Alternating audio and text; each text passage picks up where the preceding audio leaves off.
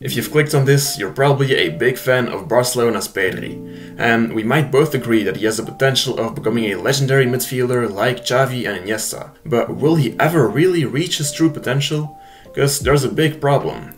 Pedri is injury prone, and that might end up having a significant impact on how prolific his career can actually become. The question is, why is he actually that injury prone? And can he ever actually have a season without injuries? And might those injuries destroy Pedri's career as a footballer? Those are the questions that we'll look into in this video, so let's just get right to it.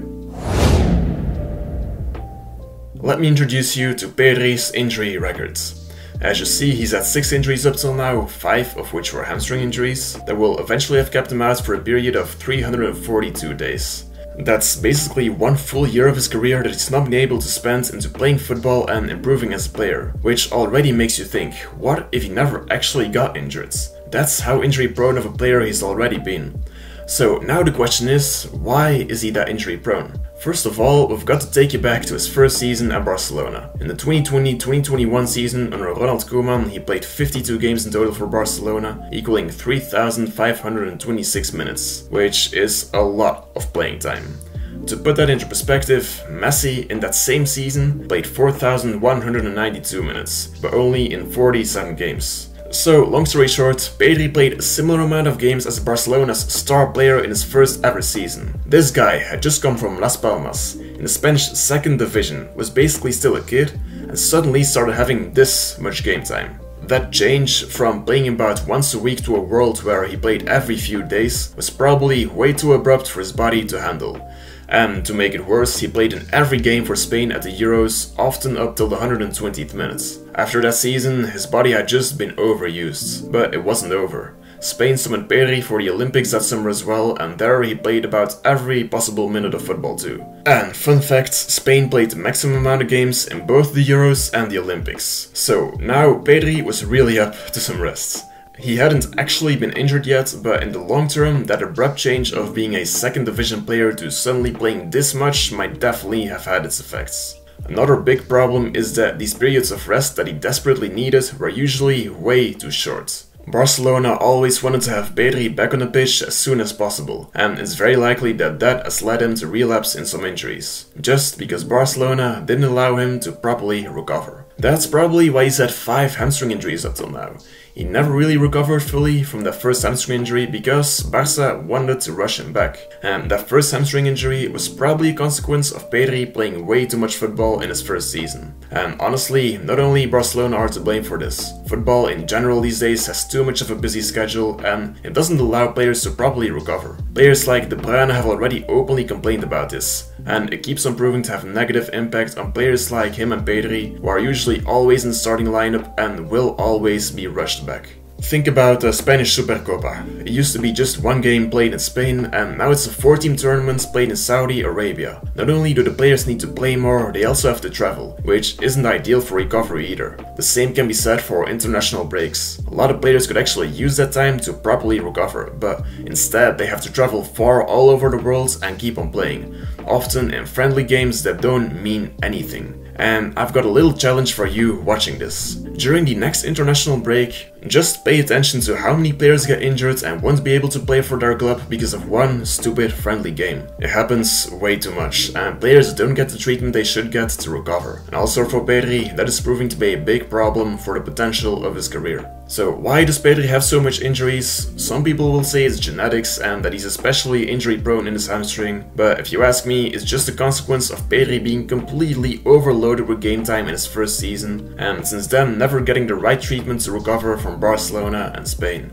And another question of course is, will he actually ever have an injury-free season?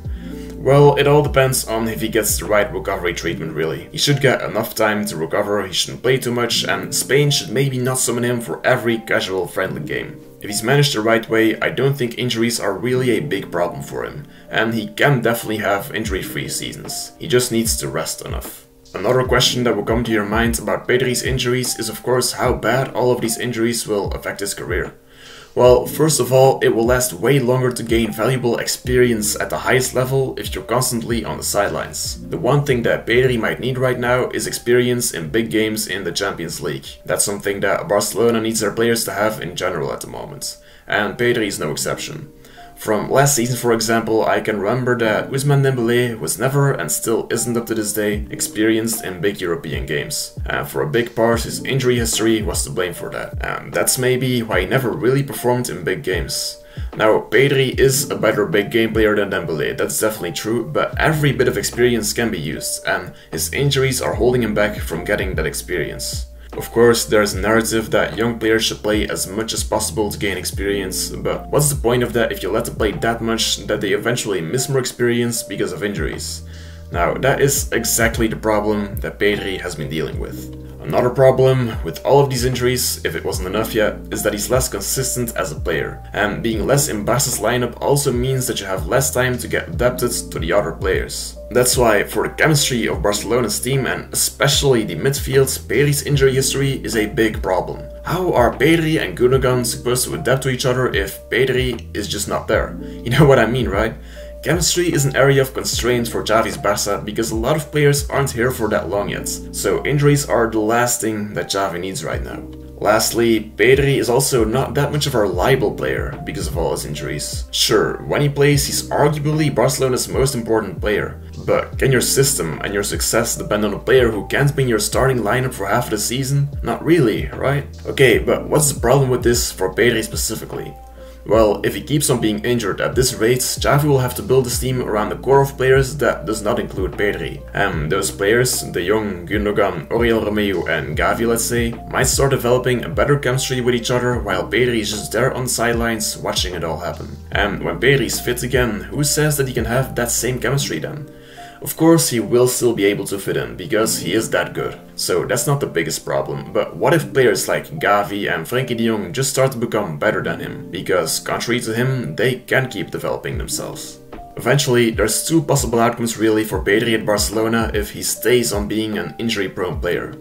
He could become Barcelona's Marco Reus, the player who's very important for the team if he's fit, but he's not that reliable and you won't always be able to count on him. Or he could really fall off while players like Gavi and Frenkie de Jong become better, resulting in less playing time for Pedri and maybe resulting in Pedri having to leave Barcelona because of a lack of playing time. Those are the possible outcomes of his career if injuries keep on plaguing him, and this way he definitely won't ever fulfill his true potential. But for all we know, injuries might not play that big of a part anymore in Pedri's future career, and he might still fulfill most of his potential. For that, it's crucial that he gets managed and treated in the right way. So I hope that Barcelona and Spain don't rush him back anymore and let him get enough rest so that he can still fulfill as much of his potential as possible.